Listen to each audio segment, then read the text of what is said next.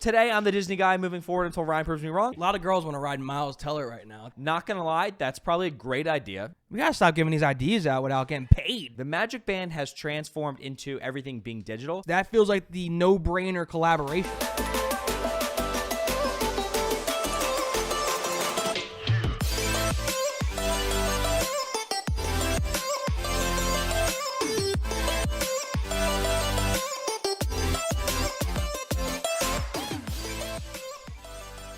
What's party? There's always a party. Let's go, Paulette. Just the two of us. What's up, baby? How we doing?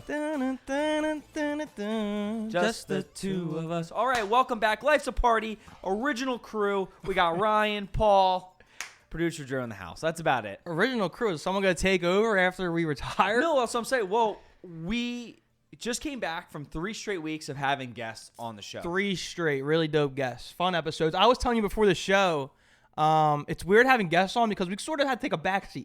Like we don't blabber as much. We kind of let the guests tell us about their life and their experiences, and we take a backseat, which is good. That's what good interviewers do. Interviewers, interviewees. Hey, better late than never. It's a good combination. I really like us trying to have guests on the show and try to figure out that dynamic. And we're both big fans of late night shows. Yes. And late night talk shows, and like those guys, those hosts who have a lot of people they're interviewing on the show. And I think it is a talent to really interview people in a right way, to not interrupt them, to not cut them off, to make them feel comfortable, as well as continue their story and make them, tell a compelling tale, like whatever they're doing. So it's funny you brought up the Tonight Show, because I wanted to bring up on the episode that I am watching a stand-up comedy documentary. Okay. It is about the Comedy Store. It's one of the most historic comedy clubs in the nation. It's in LA. It's on Sunset Boulevard. Basically, anybody that you could think of who was a star: Jim Carrey, Jay Leno, David Letterman, Richard Pryor, Michael Keaton. Okay. Started here as a comedian. If you like comedy, like stand-up comedy, go check out this documentary. I watched it on Amazon Prime. I had to pay for it. But it is so dope to see the progress. And it made me excited to come here, Paul. Because you watch these guys who start from nothing. Like Jim Carrey was 17 when he went to this Comedy Store. Or Michael Keaton. Who would have thought Michael Keaton started as a stand-up guy and turned into Batman? And it was kind of, it's just a cool story to see these guys start up doing stand-up comedy, grinding every day. They're on stage for maybe 5 minutes. They're working as the doorman just to get stage time. And the big thing back then, where you brought up the Tonight Show, where it was right around where Johnny Carson was the big thing. And to get big in the entertainment business and to get stardom is you would hope for that opportunity to do stand-up on the Johnny Carson show. And to see where like Jim Carrey would get his chance on John Carson show, and then it would almost be like an overnight success where you'd perform on Johnny Carson, and then from that moment on, millions of people would see you. You would get your sitcom, you would get your movie role, and then you would be a star from there. But it just shows the grind, and it feels like we're progressing. And it sort of feels like we started with that grind, and it feels good to be here, Paul. It feels good to have a mic. Feels good to talk up here and have an opportunity to talk to you, Paul. Thank you. You too, buddy. We've talked about how, honestly, all it takes is one big break, right? Right. And if you want to be a creator, if you want to be someone in the industry, if you look at entertainment overall, right, what's kind of happening right now, and all it takes is, even TikTok, like all it takes is really one video. Well, that's what it was back then. Like, right. You're that not was gonna the really, idea. No one's going to find you really in that, even though it was a prominent comedy club, like Richard Pryor and Jim Carrey and Michael Keaton and them. But once you get that opportunity on the Carson show, that's like the exposure we talked about in the previous episodes, where you get more eyes on you, and you've always been funny and you've always been good. You just need that recognition. Yeah, you need one shot to be like, oh, millions of people can see you, and then they're like, oh, we realize the talent that's in front of us. Then you have all those other opportunities moving outward. You know what I mean? It's crazy on how much of the entertainment world back in the day was just stand-up comedy. Tim Allen. You talk about Bob Saget. These guys were all comedians, but we see them as sitcoms like Dad and Full House. Yeah. Everyone started it like that. And it's funny, before I get on with the show, is that as the documentary progressed, it's like 5 episodes. It shows you how time has evolved and like how you can get your fame. Because then like the other regulars at this club later on and decades later would be like Joe Rogan, Tom Segura, Sebastian Maniscalco, Bill Burr. Like these guys who were like regulars at the comedy club, at the Comedy Store, it's funny because now they're going more of a podcast route. Yeah. And then Joe Rogan starts at the Comedy Store, makes one of the biggest podcasts of all time. Now people kind of prefer to go on the Rogan show instead of going on Jimmy Fallon tonight and get an opportunity, because Rogan has tens of millions of listeners, more than the Tonight Show. So it's funny how the shift in entertainment world and how you can excel in the entertainment world or get recognized has changed over time. I think podcasts are huge. So I saw this thing a little bit about podcasts real quick, and like they're growing exponentially.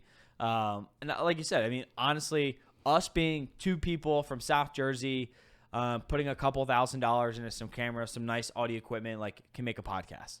And you don't even have to start out that far. Like you can literally take your phone now. I've been watching a bunch of YouTube videos where people have really tried to dumb it down and be like, oh, I use my phone. Well, Rogan was like on a couch. Yeah. Next to Tom Segura in like 2005. Horrible quality. Yeah. 8,000 people watching.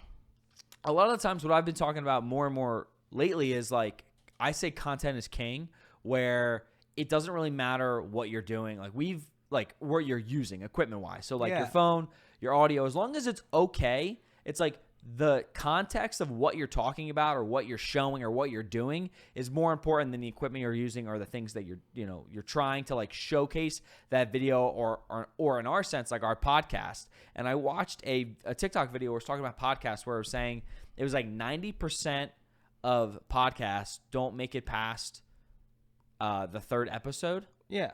And it was like, 90%.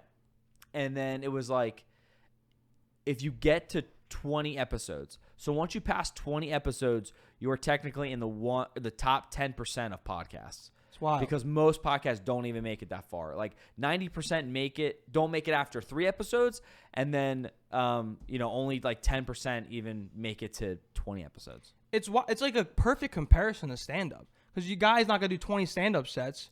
It's just like, I don't know. It made me feel good coming here. It's like I have an opportunity. People back in the day, there's millions of comedians out there that fight for stage time. They fight for 5 minutes on stage so that they could share, so they can get an opportunity on a mic for 2, 3, maybe 5 minutes to say their jokes or talk how they feel. And then we're just blessed with this opportunity, Paul, to come talk to people that like watching us, like listening to us when they work out or on the car ride. So we just got to appreciate the moment. You know what I'm saying? It's a crazy change of landscape in the entertainment business and the entertainment world, and the fact that like we can make our own content and don't need a distributor. Right. That's the biggest thing, right? Like the comedy club, you needed the club to get somewhere. Right. Like you needed the show, you needed Johnny Carson to get somewhere. Now it's like, dude, if I can make something on my phone and put it out to the world, the only thing I need is the platform of either TikTok or Instagram or YouTube or Spotify. Like the platforms, as long as you're good and you're putting out good quality stuff, it's like there's no more barrier there anymore. That's literally like what you just said is literally insane. what they said in the documentary. Insane. It's like guys are figuring out now in this world of social media and podcasts that they don't need a TV deal to get popular or get get listeners in or watch their content.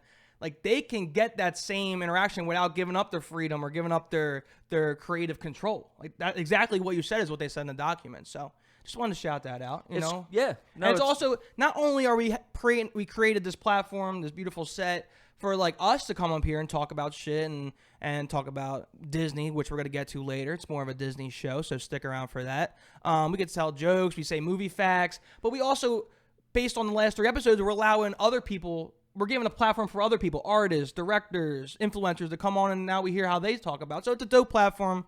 Nothing would be possible without you guys listening, so we do appreciate it. No, it's really cool to talk about how like we both want to be artists, but at the same time, we're bringing on fellow artists and get to like give them exposure as well as talk about it and hopefully learn more about the industries. Because, for example, our first guest, we'll talk about G a little bit. Like I personally, I can speak for myself, don't really know a lot about the music industry. No. So we don't really talk about music here on the show. So that was really cool to hear about his side, something that he's doing. I know Atlanta is really popping. Then you have like popping. It's popping. Got a little sentimental start here going on. And then you heartwarming start to Life's a Party. Then you got Matt. We got Matt. Hopefully you checked out his episode too. It's more film based, more movie based, and he talks from a filmmaker perspective, which is really cool. And like I know about that industry a little bit.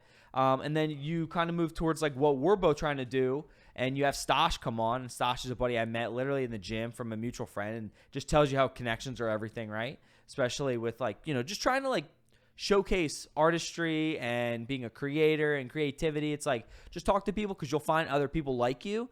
And Stosh was one of those people where it was like, okay, like, what do you do, man? And he's like, I just eat food on TikTok. And we're like, oh, that's awesome. Like, and he, you know what I mean? It was really cool to pick his brain a little bit and see, how he works, what he does, how he works with companies, which I think so many people are interested in nowadays. Yeah. Us included. It's like, how do you get a brand deal? How do you work with companies? What's your prices? Yeah, like all that stuff. What content are they offering? What are they sending you? Yeah, it's cool to go back and reflect on it because we had bang, bang, bang, like 3 episodes of guests. And it's cool. Like when I watch podcasts, I like to see their thoughts on the guests after they have them on. Like Dave Portnoy would have like celebrity guests come on, and then he'll be like, all right, see you guys later in Zoom. And then he'll talk about like, oh, that went well. And that was cool how he said this. So it is like, gee, I've seen him already posting clips of our podcast saying like, oh, songwriters are getting fucked in the industry. So he's at least trying that. I know he's got an album dropping. So, yeah, it's cool to see different perspectives. I know I've been out and about and people were asking like, who's that artist you had on? Like they were asking about him. So it's just spreading some positivity, around here. Matt, director, and how the like attention to detail it is. Yeah. On how an 8 to 10 minute short film took him 2 years and he's not even done yet. So it's crazy that you got to kind of have that patience and that attention to detail. Yeah, and if you missed any of those prior episodes, definitely check them out. You have G, did songwriting in the music industry. You had Matt, who did filmmaking and the film industry. And then we had Stosh doing content creating and TikTok, really. So if you're interested in any of those 3 and you haven't checked them out already, check them out on our YouTube, Spotify. It means a lot to us, and it definitely means a lot to those guys who came on the show. So. Hey, give us a follow over on TikTok. TikTok. Absolutely, baby. That's what we're here to do. Go subscribe on YouTube. Let's try to get to 2,000 YouTube subscribers. Give us a thumbs up. We don't push the thumbs up enough because that does help you on YouTube algorithm. Absolutely, yeah, absolutely. So we do appreciate the thumbs up, and maybe send a nice little review. Say, hey, Ron, I watched episode 95. You look very cute in episode 95. I would really appreciate that. We're matching Men in Black today. Just, the classic. Did you like the Men in Black movies?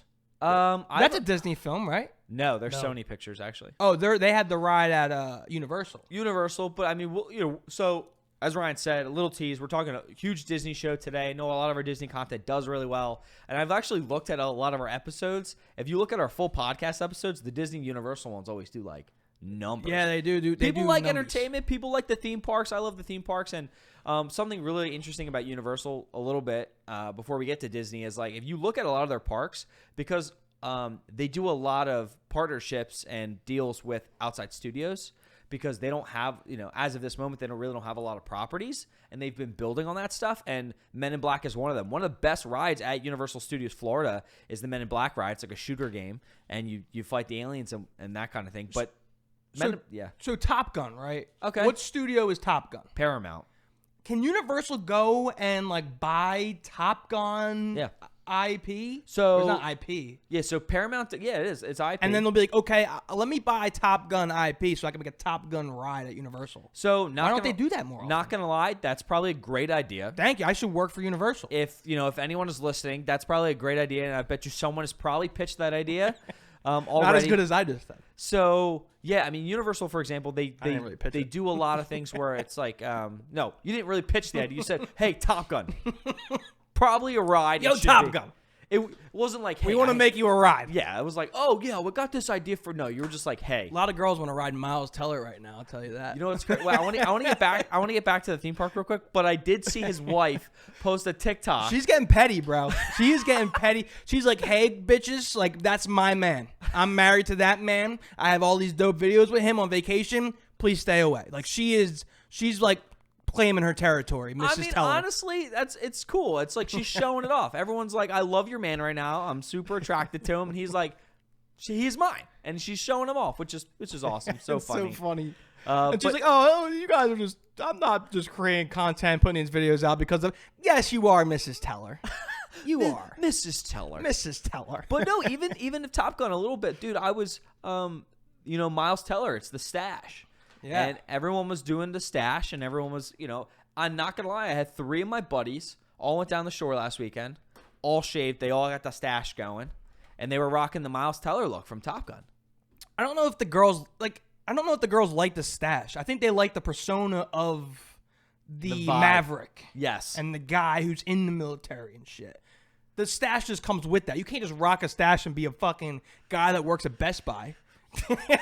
You don't know. You could be. You could be though. You could be. The theme parks with Universal in general, they're licensing those properties. So they could do that. Paramount, Universal, talk to Paramount, get a Top Gun ride in. I honestly think it would probably fit amazing in your parks. And they're probably gonna make a third one. Would they be able to take like a Scorsese film and be like, hey, can we buy this so that we can make a ride out of it? If they wanted to, I mean, not gonna lie, there are a lot of things happening where like Men in Black, I feel like is an older brand. I was gonna ask like, what's the most outrageous Universal IP that almost doesn't fit in with the park, if that makes sense? I think like Simpsons was Fox. Simpsons is Fox and now owned by Disney, but their deal actually runs out soon. I think it's not soon, but it's like 2028. So like they're gonna have to do something, or they're gonna have to pay Disney a crap ton of money to keep that land if they want. Does Universal have an IP roller coaster? Does that make sense? They have Velocicoaster, which is from Jurassic World, which is a Universal property. But then everything Harry Potter is all licensed through Warner Brothers. Warner Brothers and now Warner Brothers Discovery, which is the new company they merged, or Discovery bought Warner Brothers. Wait, what? They did? Yeah. Oh, jeez. So that's a big thing. But like they bought them, so now like everything Harry Potter is a licensed property that Universal doesn't own. But like Warner Brothers doesn't really have their own theme parks. They have a licensing deal with Six Flags, which they do the Looney Tunes, and then Warner Brothers comic books, DC Comics, which is under Warner Brothers. And then they also have a park down in Australia called Warner Brothers Movie World or Warner Brothers Movie Park or something. I forget what it's called, but it's a theme park in Australia, which is really big. I started following them on TikTok, and they're like so funny. And they have properties, all Warner Brothers properties, like Scooby-Doo, Austin Powers, The Matrix. Like, but those are aging out, Paul. They are. And that's the thing. You bring Top Gun in, is an older brand, but it can be brought back. And Universal would be one of those companies that say, hey, let's do that, because they just don't have that many properties of their own. And that's why right now, if you don't know this, in Universal Orlando, in Universal Studios Florida, they have the Minions ride. Yes. That Despicable Me ride. Yeah. So the ride across the little street there was a Shrek ride. They took down Shrek. It's rumored right now to be another Minions ride. So they're going to have two Minions rides. Well, Minions are still making films. Makes sense. Aren't they coming out with a new Minions literally film? like next week. Yeah. Minions. Makes sense. And the first Minions movie, you have the 3 Despicable Me films, which are great. Then you have literally a Minions movie, which made over $1 billion. Mm-hmm. And then now this is a sequel, which was come out like 2 years ago, but they pushed it back. And they're building a second Minions ride right across from the first one.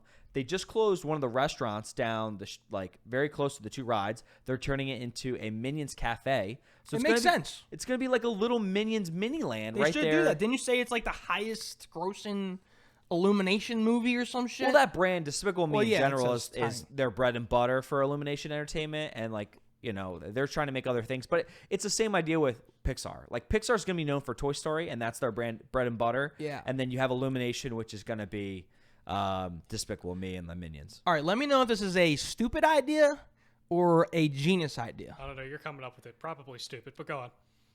Who invited this guy? Who's this guy? Who invited this guy? All right. Well, I might shock you here, Producer Joe. Okay. What if Universal reached out to Netflix and got like a Netflix IP and had like a little Netflix land of their Netflix original series? I like that idea. It's a good idea. But the problem is that they're like Adam Sandler series, so you have to kind of. That's not a good land. I would not visit the Adam Sandler land. What I'm getting to here is we're gonna have an Adam Sandler land. What, you could have mini golf, you could have a hockey thing. All right, that's not what I was getting at. But you buy stupid. I was right. You buy Netflix IP, you create a Netflix original series land. You could have like a Stranger Things. So that's what I was going to The tell you. Stranger Things does seem like a good idea. Wouldn't that not be so dope? So the best. I don't think you need to buy all of Netflix for it. I think just get the you- Stranger Thing IP. Exactly. Thanks for being with us and learning how properties like that work. No, but like you would buy the theme park rights, the licensing for Stranger Things. Now, Universal has a very popular thing that they have. It's called Halloween Horror Nights. Mm-hmm. I did it once. It's awesome. It's basically like, they have haunted houses. They close it's a private event. Well, it's not like a super private event, but it's after the parks close. This is at Universal's Universal Studios Florida in Orlando, Hollywood Horror Nights, and they usually have like 9 houses. They're all themed around an IP or they're an original property from Universal. And a couple years ago when the first Stranger Things came out, they had a Stranger Things house, which was around, the TV show. Yeah. And I could see that now. I haven't watched the new Stranger Things season 4 yet. Me either. I'm waiting until part 2 comes out. I'm going to binge the whole thing. And I've heard that this it's season take a while. Yeah, it's a long show right now. No, I mean I've watched season 1 to 3, but I know this season is very, very like horror. It's super scary. Horror is dark. It's very dark, and I think people were talking about it, they're like, "Yo, you should bring back Stranger Things to be a haunted house this year at Halloween Horror Nights." And I'm like, "That's a great idea." But honestly, thinking about it, bringing in you could do a whole nostalgia. The only problem with that is it's very like heavily based in the 80s, and I think Stranger Things you could have like. I don't know. I think it'd be cool actually. You could have a set that could be old fashioned arcade. You could do a nostalgic part of the land. So the land would be split. Land would be split into 2 places. Nostalgic, like 80s vibe. You could have like a little mall area, like they did the Starcourt Mall. You could have some old arcade stuff, right? Yeah. And then you could have the second part of the land could be the upside down. Mm-hmm. Fire. Like the other dimension. Oh, so good. Yep, I like it. There you go. Stranger Things. Wait, I haven't Miniland. seen it in a while, but wouldn't it? Don't they have to like go through that capsule again to the upside down? Well, you would go through like a portal. Right, that would be same fucking idea, so yeah. fire. We gotta stop giving these ideas out without getting paid, dude. Yeah. I have a Disney question as we're transitioning. I think we're gonna do the best changes Disney World has implemented in the past decade, Paul. Yeah, we're going to talk about Disney a little bit and their past. And there's been a lot of change to the parks, and I think that a big reason, is Universal. Yeah. Universal's really been stepping up their game down in Orlando, Florida, and I think you could see that. And for the first time, really, I think Disney has been has to counteract the movement from Universal, where most of the time they've been the leader in the theme park industry. Right. Sorry. So my question. What's your question? This buddy? may be very dumb. Okay, I'm just gonna preference that to start off with. You love starting. I know Yeah. it just is because it's gonna make me seem like I'm not the Disney guy. You're not, and it's gonna come off bad. But so when we talk about these fun facts, right, with Walt Disney and how we have that light on and they leave that light on for him. Yes, yeah. That stems back to Disneyland, correct, and not Disney World.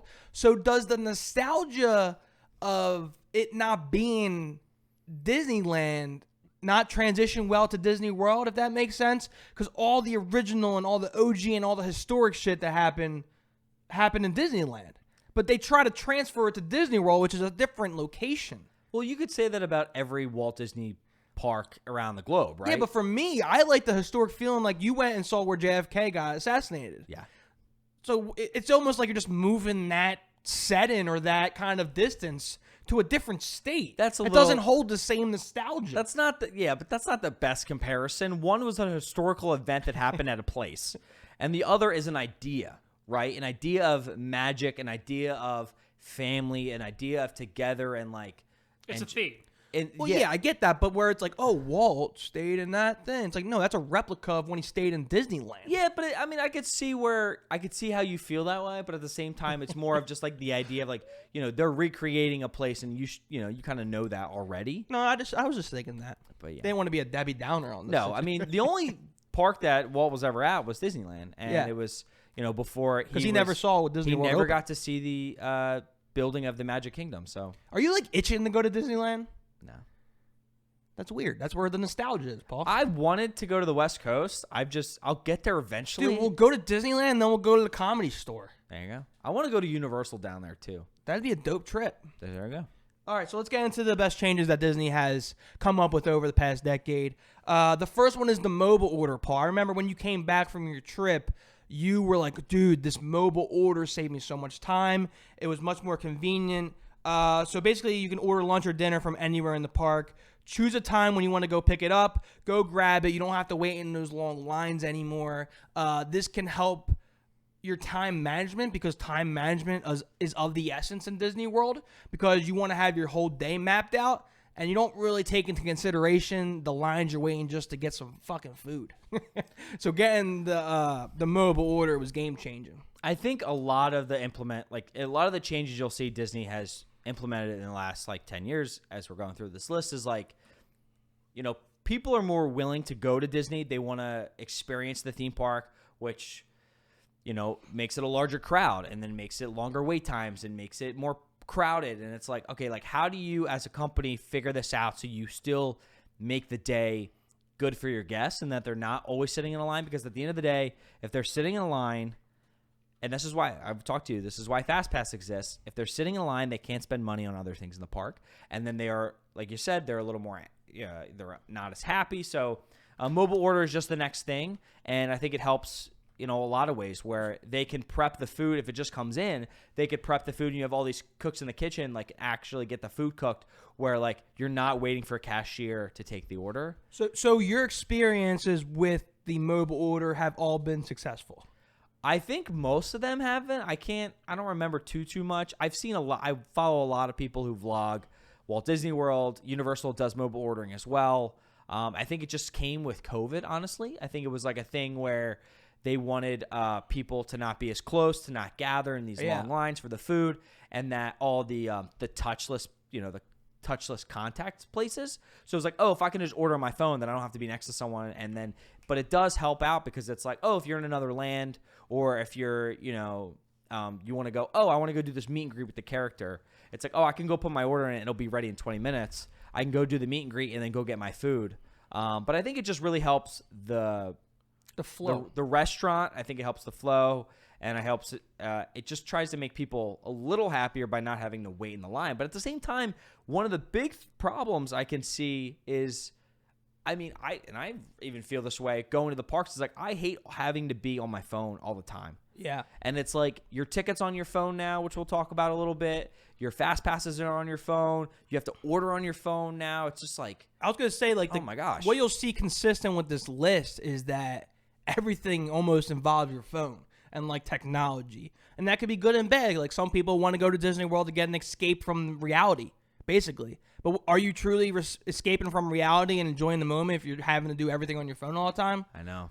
Like, you're walking around Epcot, but you got your mobile order. You're missing the site here. You're missing the ball. Like you're missing things around you as you're trying to get a fucking 20-minute pickup across the park. Yeah. So I get it, but you'll see a trend in this is that they're using a lot more technology. The idea really for the mobile order is to get your food to you quicker, to not have you standing in line, and then contactless still payment as well. Everything goes right through your card, which is great. Yeah. Next one we got here, we're going to, this is the Magic Bands. So although Disney World stopped offering free Magic Bands to guests in 2021, I still think it is actually one of the best things that they have added to the parks in the last decade. Because, I've talked about it too, and we, like I was showing you, got a Magic Band here on the set. We have a cool little thing that was made for us that helps light up our entire set here, that if you scan our Magic Band, just like you would scan your Magic Band to get into the Magic Kingdom or any park in Walt Disney World. So it kind of adds a little bit of magic for us here on the set. But it does so much. It gets you into the park. It's your park ticket. It gets you to do your fast passes. You can put your credit card on it so you can pay items with it. It also gets you into your hotel room as your key. So that way you don't have to be worrying about your credit card, your park ticket, your hotel room key, right? Like everything's on your wrist. It's super simple. You just scan it, and that's why I really like it. So a couple questions here. So you're noted that they're not, well, you didn't note it. I will note it because I'm the Disney guy. They're not free. No. They were once free. That's my first question is like, how much do they cost? And the second question is, why would somebody or why would a family not use or take advantage of the Magic Band? So, like, what's their argument in not buying them? So, they're expensive. So, like these ones that I can show you, these were complimentary. Before 2021, if you stayed at an on-property Disney World resort, you got a Magic Band. Mm-hmm. And it was just free. It was only like 5 or 6 colors. They were super basic looking. If you go into the stores in the parks, you have a bunch of custom ones. You have limited edition ones. You have like so many different things. Yeah, my girlfriend makes it a big deal on her. She's picking her Magic Band. It's a big deal. So I think right now, they're like $30. I'll just say, if you're paying that for $30, I got the prices right you. here. I got the prices right right here. here. What are the prices? The basic ones that don't have any design, just a color, those are $20. If you have a Disney character or any other icon, it's $25, and any limited editions can be upwards of $50. God so damn. up to $50. So if you're not using that, you're using a card. You can use your phone. You can actually use your phone to unlock your room now. So I did now that last That's time. not worth it. If I'm gonna go Magic Band route, I'm probably gonna do the custom $50. Well, yeah. I mean, the Magic Band now, because it's not included, it's more of like an accessory to your overall outfit in the park and your feel of Yeah, the because park. the people make the shirts. They have their custom shirts. Their they got custom their ears. yeah, It's there's a like, lot you know what I going mean? on. Like, imagine be like, oh, I really like my Cinderella ears. I'm a big fan of Cinderella. It's like, okay, why don't I get a Cinderella like Magic Band, and I complete the outfit, and I'm in character, and I'm in the parks, and like Drip too hard. I know, drip mad too hard. But that's just something where Drip like mad too hard. Cinderella drip, bro. Cinderella, baby. But that's, you know, whatever. But I really liked it. What I really liked about it was that I didn't have to go get my ticket. I didn't have to be on my phone. I didn't have to be. I have my credit card. I could just do it, and that was the main purpose why Magic Bands were even integrated into the parks. Was that the concept was that if you had everything on your wrist, you wouldn't be paying attention to your spending habits, and families would be spending more because you can put like your kid, right? Like this was what my mom did. I remember I was like 13 or 14, and this was when the Magic Bands first got introduced around that time, and her credit card was linked to my Magic Band. And the thing is, you have to. It's a 4 or 5 digit 4-digit PIN code that you have to activate the band, just like if you were doing a debit card. Same idea. So if I lost my Magic Band, somebody could just pick it up and scan it. You need the PIN, and my mom would be like, "Oh, you know, we were waiting for the fireworks," and she was like, "Okay." She was sitting there. She had our spot for the fireworks. She's like, you know, I'm like, I want a popcorn. I want a snack. Polly Popcorn wants a snack. Polly Popcorn. That's what he wants. And I need a snack, Mom. You know what I mean? The fireworks are going off. I need a snack. So she doesn't have to worry about her credit card being lost. She can just be like, oh, go get it, put it on the band. And I already have the band on my wrist. I go up to the stand, scan it, do the pin, get back with the popcorn, watch the fireworks. Life is good. Life's a party. Life's a party, baby. And that's what they thought people would do. And unfortunately, it just wasn't happening. Like the return to them wasn't really, you know, occurring with the money. So whatever. It really kind of sucks because they obviously were trying to make a quick buck out of it, but now that it's not really a thing, it's kind of a luxury to have one, though. So the idea of a quick buck is crazy because they actually spent $2 billion implementing it in the parks. Because if you really think about it, it was every cashier. Like every cashier had the Magic Band thing. Every park entrance had 30 gates with the Magic Band. Every hotel room had to implement the Magic Band. Yeah, like it was a $2 billion thing at the time, and I think that was over 10 years ago. So it was just like it was an insane thing that they set out to do. But at the same time, I really see Disney as the trendsetter and like the theme park leader. And I could see that makes so much sense to be like, oh, this is the next step for us, right? It's like making everything more digital, making everything more tech savvy, and then in response, they were like, we could get more money out of it. So it made it worthwhile for them. So you were talking about the fireworks show. Yeah. And little Paulie wanted to go get popcorn. Hell yeah. I saw a cool tip that I saw about Disney. It was I like saw Disney, that tip too. I saw that Disney tip too. tips. It's like when you go to a fireworks show, you should go pick a seat or a section near a curb. Because if you stand near a curb, you could stand on the curb and you could see around the taller people, or you could see through or maybe over the dad with the kid on the shoulders, or you could pick a spot near a trash can during a fireworks show and you can lean on the trash can. Or no one's in front of you, right? Well, yeah. Or If you're like behind the trash can. you just have something to lean on and rest on during the fireworks show. Is that what you saw? No, I saw one where it was like, don't wait for the prime location of like the fireworks. So I watched the fireworks literally like in front of the rope. Like I've watched it literally as close as you possibly could. I've also watched it towards the back, but I've never watched it down Main Street, like all the way in the back. Yeah. And this girl was saying, hey, like go to the back. They were like, wait till because honestly, say the fireworks are like 9 o'clock.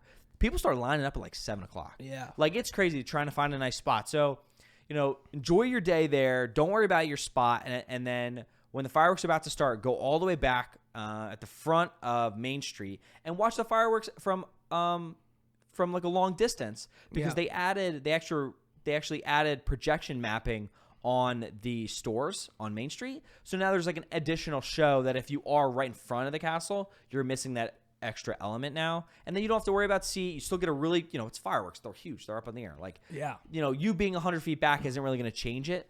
So that was a cool little tip that I saw. So piggybacking off of the Magic Band, and I just thought of this just now. Our next thing is that what people thought that, or well, we thought that one of the best changes Disney has over the past decade was the My Disney Experience app.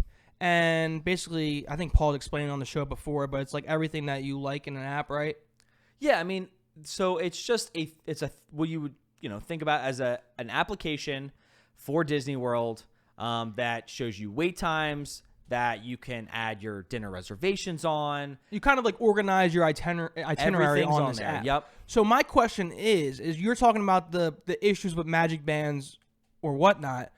What if Disney World kind of partnered with Apple and the Apple Watch, where people can kind of incorporate the Magic Band as an Apple Watch with the My Disney Experience? That feels like the no-brainer collaboration. So, great idea. Yeah, I'm good at getting good ideas. You're really good. They invented that a long time ago. Did they? Oh, really? It's already done. Yeah. I was actually going to say that would have been such a fire Great thing to do. idea. It's been thought Just of. 5 years late. So, Yeah. so why isn't it something that is more talked about then? But so if you're, if you have the My Disney Experience app, you put your ticket on the app. You could, your hotel can be hooked up to it. So that's the thing. The Magic Band has transformed into everything being digital, because the way the Magic Band works is that it's like a chip reader. Yeah. So just like your phone, how you have Apple Pay, you can like scan it up to the, the cashier, and it'll pay for it. It'll with your credit card, that whole like chip. It's the same thing. There's a little chip in here, and now instead of doing that, it's on your phone. So you hook up your ticket to your phone, your My Disney Experience app. It can open your hotel. You can do the ticket to the park, and with your Apple Watch being connected to your phone and the app, you can actually just scan in using your Apple Watch now instead of having a Magic Band. So my question is, they just don't promote that? I mean, I guess they don't. I don't really see it, but it's like if you have an Apple Watch, you probably know that, or someone at the gate has probably told you. Like a cast member is probably like, "Hey, did you know that you can actually use your Apple Watch to like scan in if it's like connected to your phone?" And it's like, okay, Because I was yeah, cool. thinking, because that's like a replica of what's in the park, right? The gift that the guy made us. Yeah.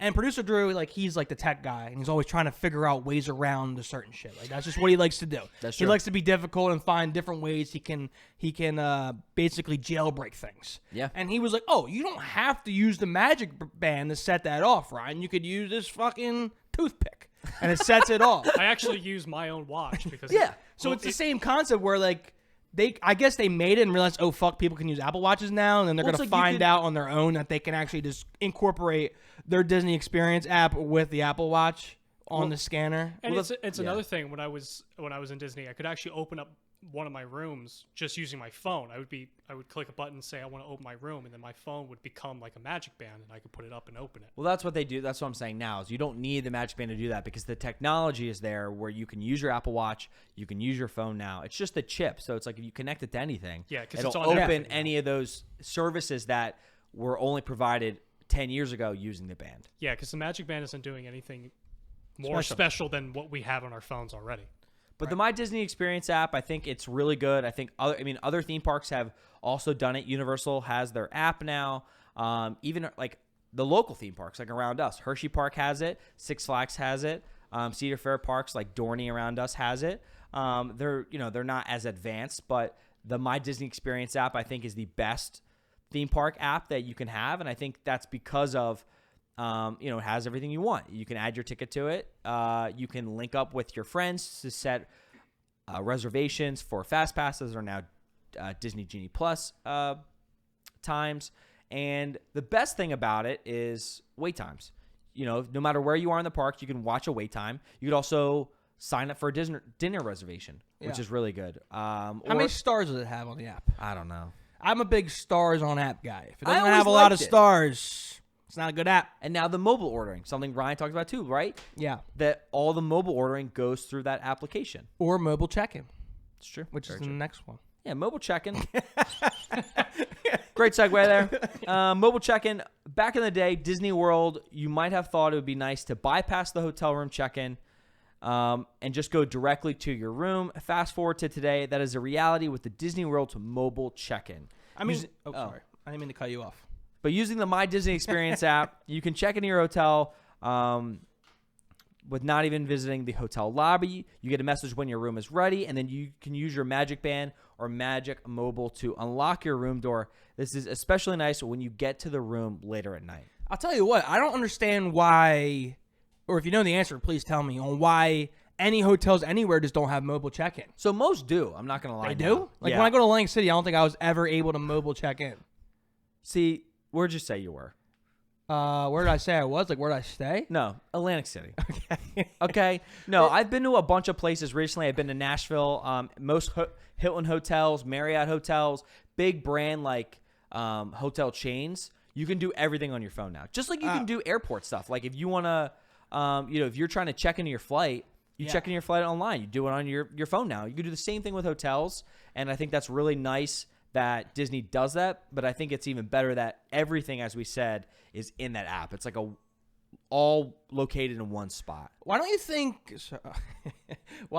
airports have come up with a more surgical way to get people through like TSA and like bag check? I've not gonna lie, I went through I don't know, was it Disney? No, I was in Arizona. I was in Arizona in April, and not gonna lie, I think the airport's pretty sufficient. I unfortunately there's just so many people. Yeah. But at the end of the day, depending on the time you get there, like dude, you could fly through it. Like really it only is like it's security and then you're at the gate. We always talk about like watching people set the blueprint. Like who sets the blueprint on what works?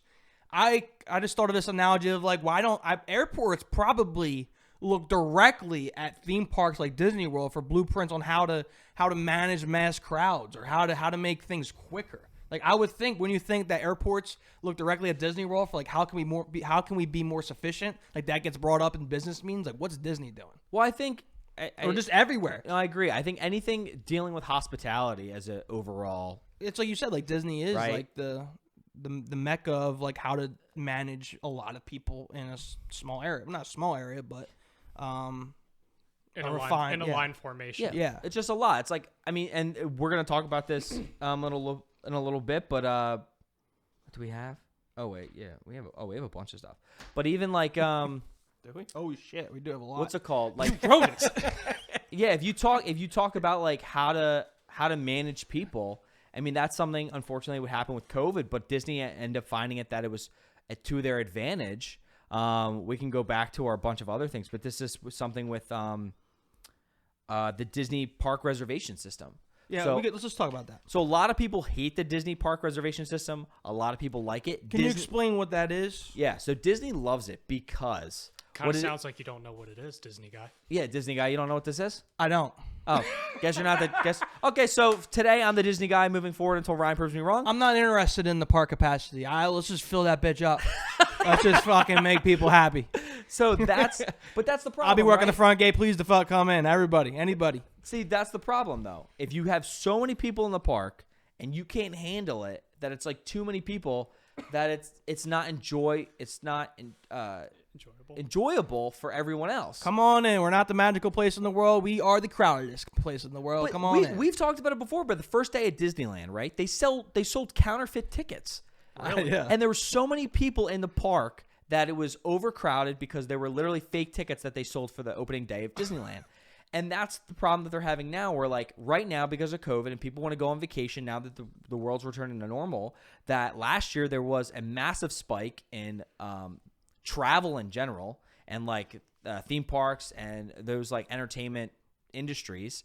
So what is this park pass reservation? Yeah, so I'm getting there, bro. I'm getting there. Are you getting there? You got to explain. Well, no, there's so many people coming back, right? And that's the point where during COVID, Disney decided they were going to implement this park reservation system, that they wanted to know what the percentage of people that were coming into their park was in comparison to their capacity. Because COVID regulations were only like, hey, you can only have 10% of people of capacity in the park, right? You have to stay 6 feet apart, 10 feet apart, whatever it was, and then they just over time, as things got better, they would increase their capacity level. So it'd be like 30%, 50%, 70%, and then whatever. And the idea was that you couldn't just scan into the park. If you had a ticket to Disney World, which a lot of people have, or you have a season pass, you can't just randomly scan into the park anymore. They don't do that. They won't let you in. You have to have a reservation. Be like, oh, I went online and I have a reservation for today for Hollywood Studios.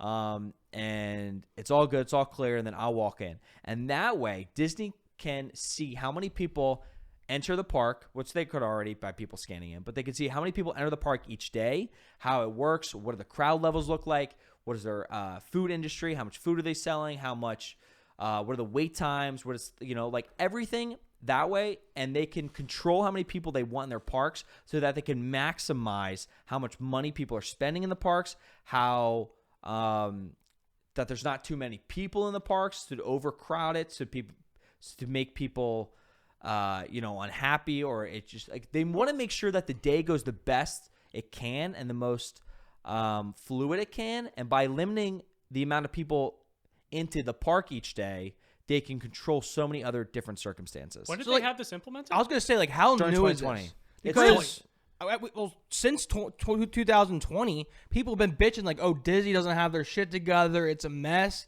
That feels like they have their shit together. It's like we're not wasting food. We have the perfect amount of food because we could see who's flowing in here, how much people are coming in, how much people are coming out, who's on what rides, like what spaces or what locations or parks are overpopulated. How can we fix that? So these people talking shit that Disney's not figuring shit out. This is a great idea. Like, what's the negatives in it? So the big negative of this is that it takes a lot of spontaneity out of a vacation, and like. Well, so hold on. Is this still it still happens. Really? Because when me and my buddy went, it was late 2020. We actually went there. We had the ability to go to 2 parks at any point in time, and 2 parks is as much as you really need to go to. You can only. So the idea now is a park hopper. You have to go to your park reservation. Like I was at Disney in December. No, it wasn't reservation. We could. I'm gonna almost tell you, dude.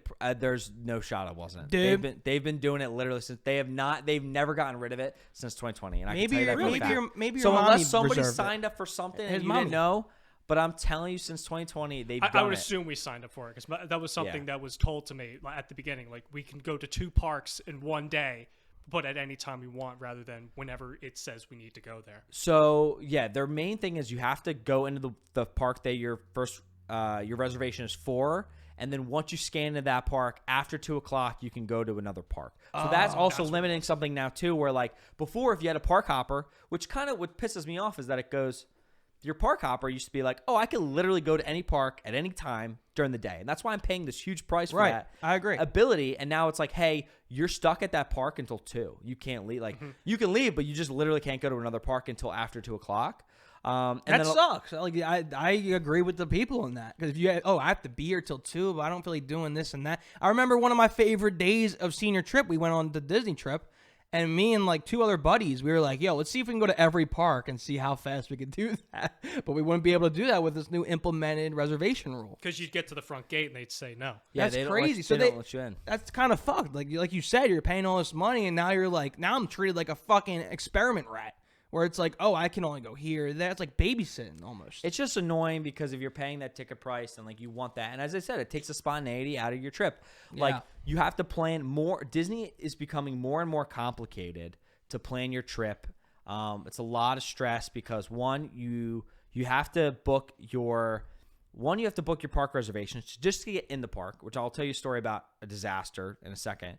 But you have to get in the park. You have to do your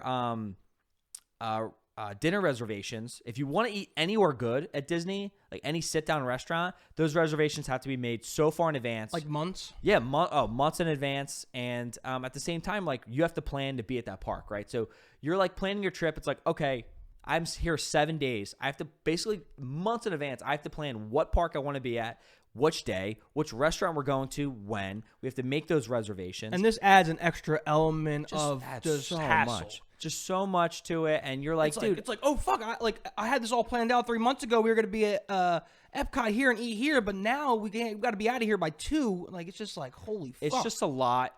It's added a lot of stress. Where Universal, literally right down the street, does not have a park reservation system. People love it. They haven't had any issues with capacity. I know it is smaller, but they haven't had any issues.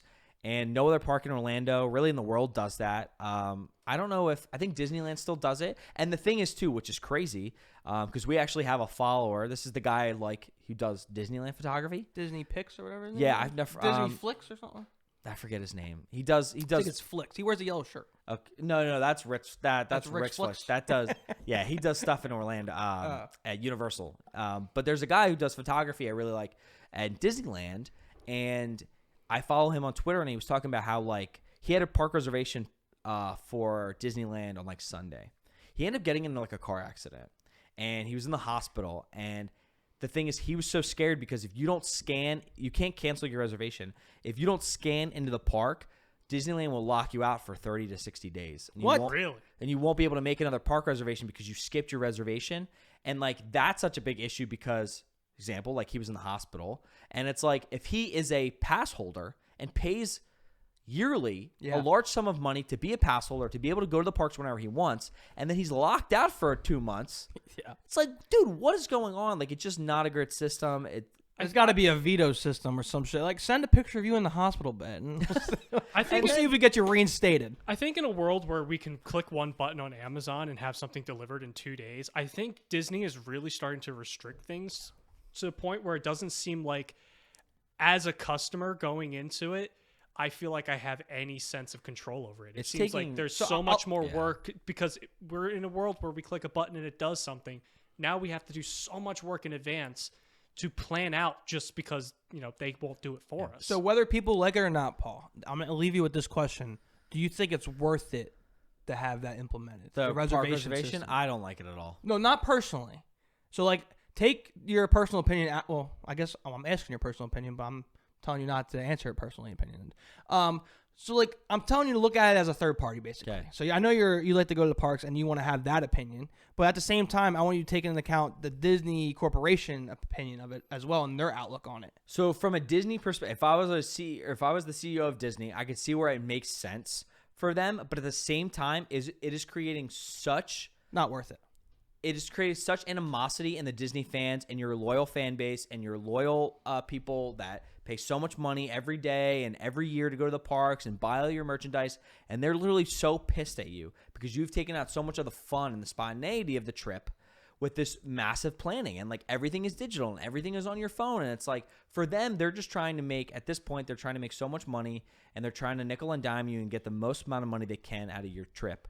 And it's like, it's just crazy. No. No. I think from a higher up standpoint, it makes sense, but it's becoming so bad that it's becoming a negative representation on the company, which is hurting the company as a whole, which makes it bad. Yep. Can I ask one more question before we get out of here? Yeah. Have they I haven't been to Disney in a while, like a long time.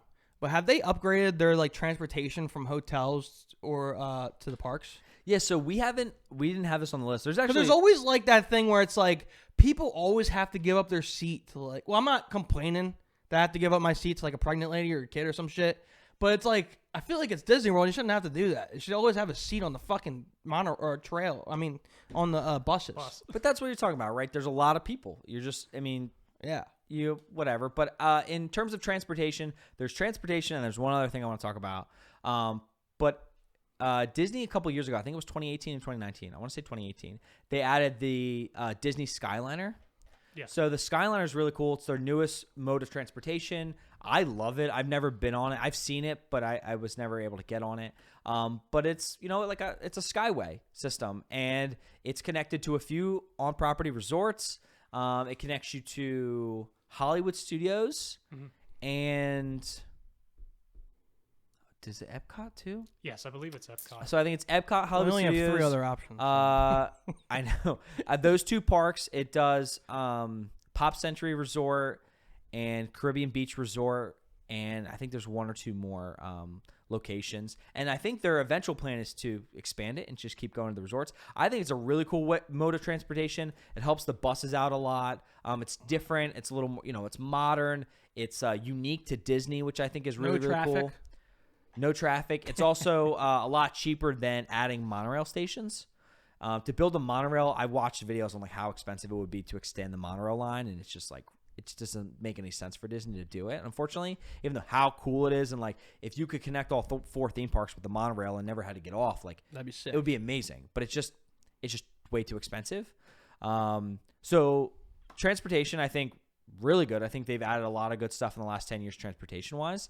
Last thing I want to talk about, we can just add all this up into one. We kind of had 3 different things, but this is new attractions and lands in the Disney theme parks. We had Pandora, the world of Avatar, which is in Animal Kingdom. We have Toy Story Land, which is in Hollywood Studios. And we have Star Wars Galaxy's Edge into Hollywood Studios as well. So they're the 3 brand new lands that have been built in the last couple of years. And they've all pretty much been a success. And I think they've all been a success. I think Pandora's the most successful. I think then Toy Story Land, and then I think Galaxy's Edge.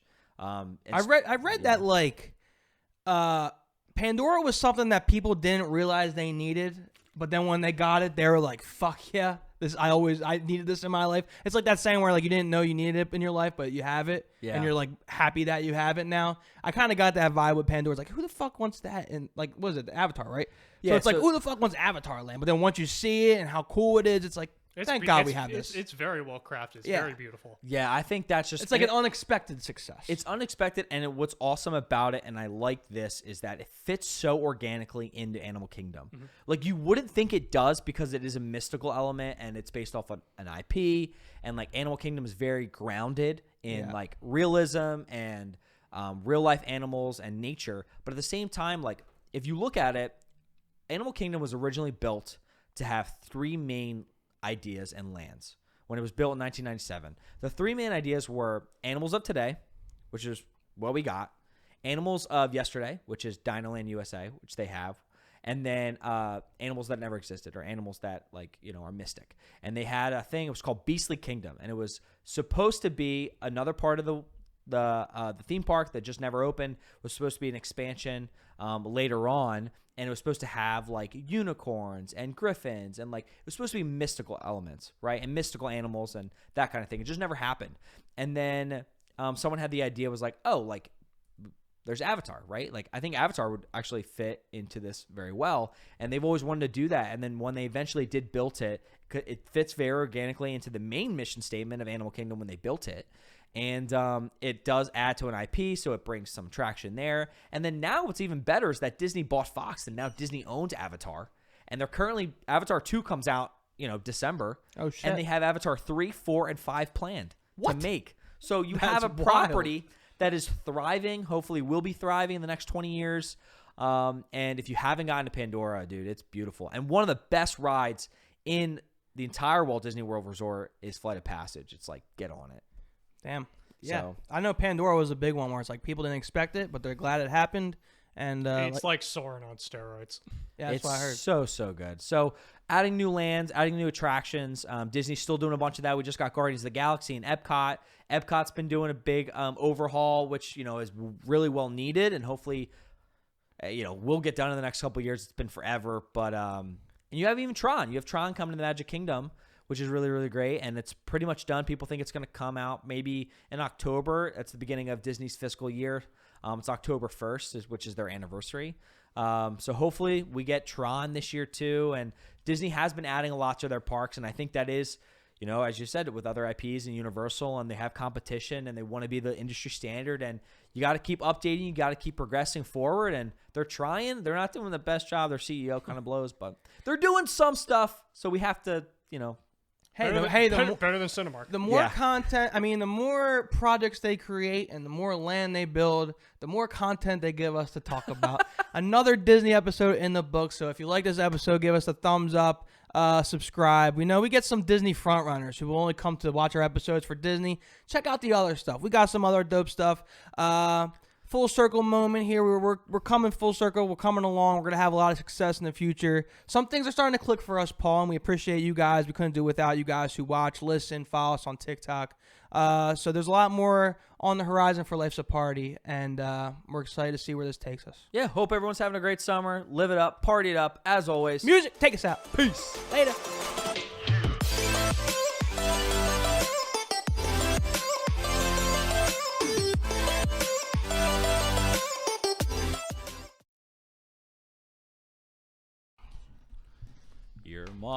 Your mom. Go ahead. Are they Go ahead, recording? Ryan. Your mom. All right. Everyone sounds great.